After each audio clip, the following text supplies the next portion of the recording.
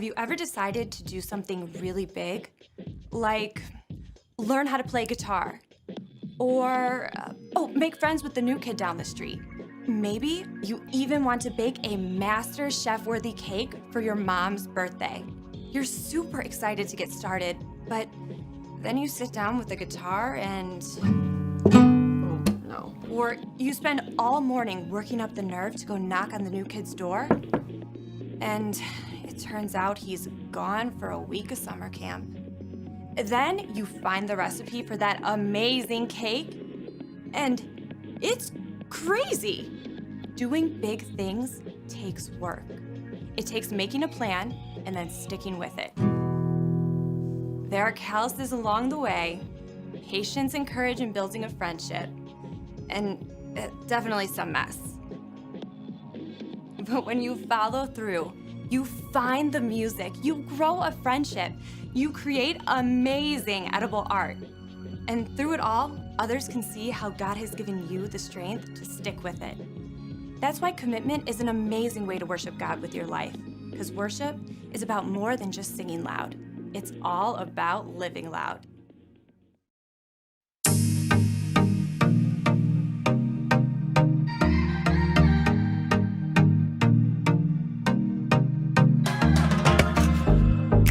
Plans for me are good. You hold my future.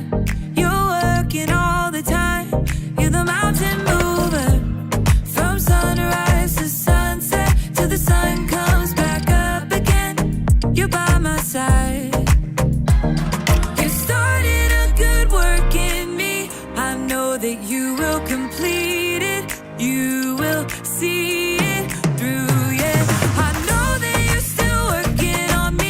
And everything that you say you'll do, 'cause I believe that you are faithful, oh, you are faithful, oh, you are faithful.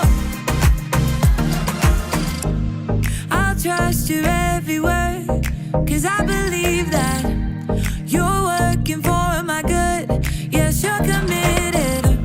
From sunrise to sunset, till the sun comes back up again, you're by my side.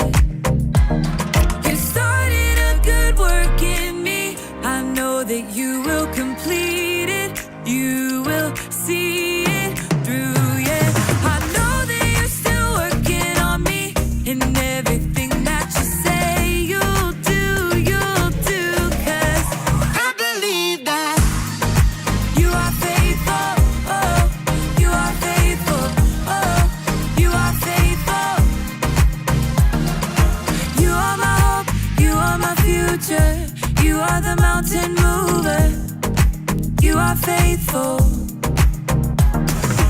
You are my hope, you are my future. You are the mountain mover. You are faithful. You started a good work in me. I know that you will complete it. You will see it through, yeah. I know that you're still working on me. In everything that you say you'll do, 'cause I believe that you are faithful, oh, you are faithful, you are faithful, oh, you are faithful, oh, you are faithful, oh, you are faithful.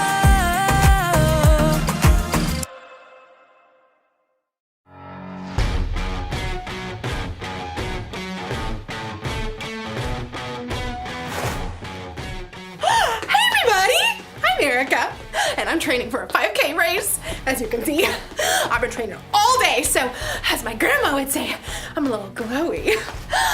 If you've ever run a 5K, you know it takes a lot more than popping off a couch and putting your running shoes on, okay? It takes commitment. Commitment is making a plan and putting it into practice. And my plan is not just running around a lot. I mean, I've got to train in what I'm calling the 3 S's. Speed, strength, smarts. So there's running, yes, but I'm also working on my strength and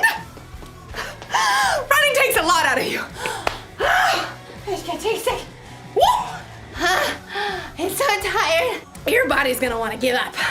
Ow. But I'm going to train my brain to keep running the race no matter what. Like right now, my body is telling me not to eat this kale because it looks gross. But my brain tells me that kale is good for giving my body energy. So, here goes. Come on, brain! Eat! I can't do it! Maybe I can find some easier ways to train my brain. In today's story, the Apostle Paul wrote about training for a different kind of race. No kale involved. What?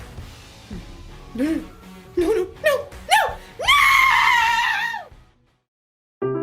The Bible.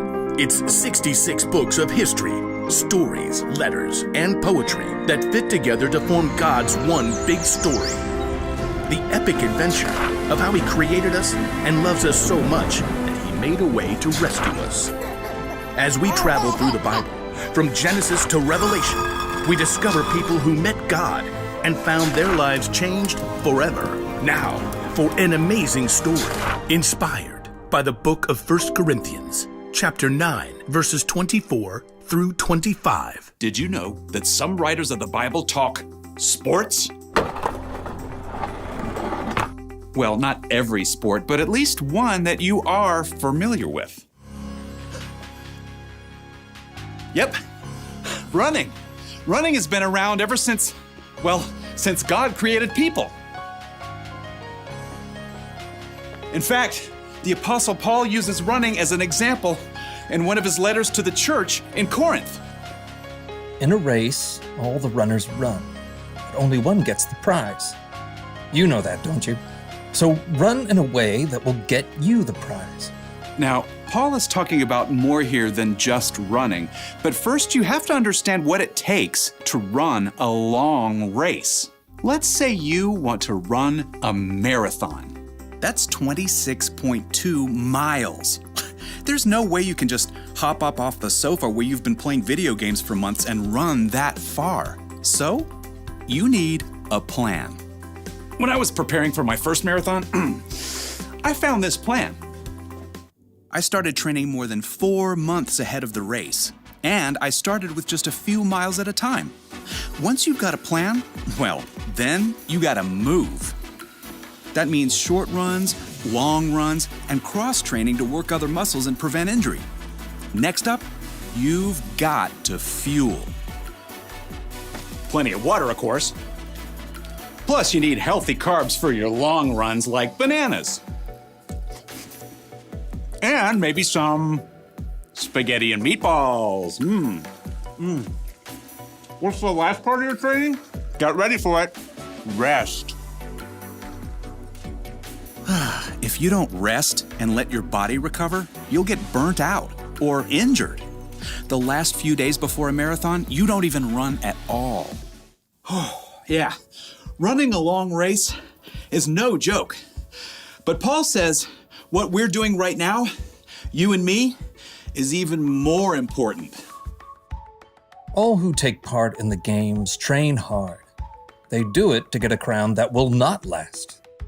But we do it to get a crown that will last forever.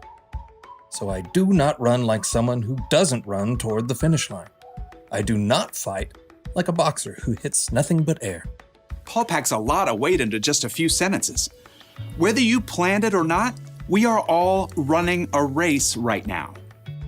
Okay, so that's a little crazy. Clearly, I'm standing here talking to you, and you aren't outside running laps either. But Paul is talking about a way of life, a journey. We're all focused on the finish line, life forever with Jesus, but in the meantime, every step along the way is important as we live out what matters most. Jesus reminded his followers, Love the Lord your God with all your heart and with all your soul. Love him with all your mind. Love your neighbor as you love yourself.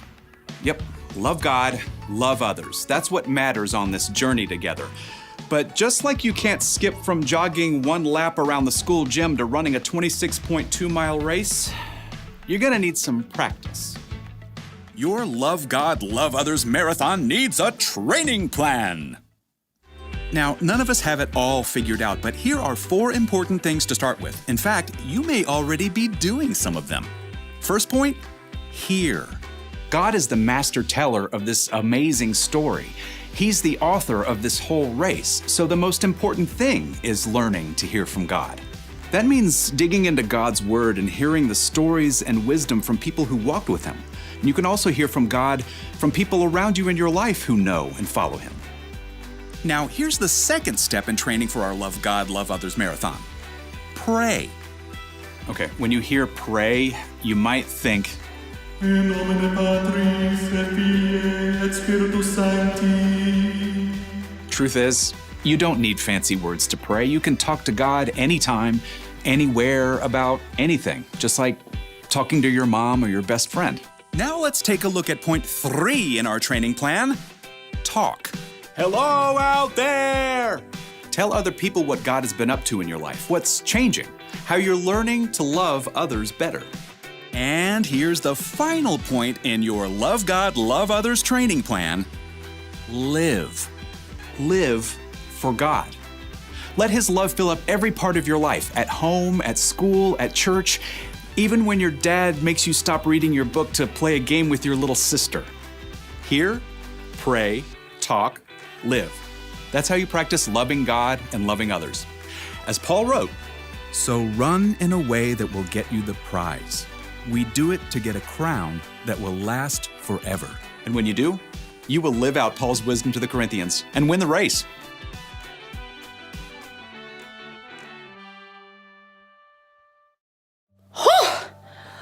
When the Apostle Paul wrote about running a race, it was about way more than a 5K. It was about life, because sometimes life can feel like a race. That's why we've got to train. We need to make a commitment to practice what matters most. Jesus taught that what matters most is to love God and love others. How do you do that? Well, you can start with these 4 words: hear, pray, talk, and live. Hear. Hear from God. Pray. Pray to God. Talk. Talk about God. Live. Live for God. In the race of life, you can't always rely on your own strength. You'll need God's help and wisdom to keep running. It's not always going to be easy. You may even want to give up. But it's better to keep going, because loving God and loving others is the most important thing you will ever do. Here's the one thing to remember today. Keep practicing what matters most: loving God and loving others. This may come natural to you, or it may seem totally new. Whatever the case, just commit to training a little bit every day. It'll be good for you. I guess if I commit to training, I need to do what's good for me and try a little bit of kale.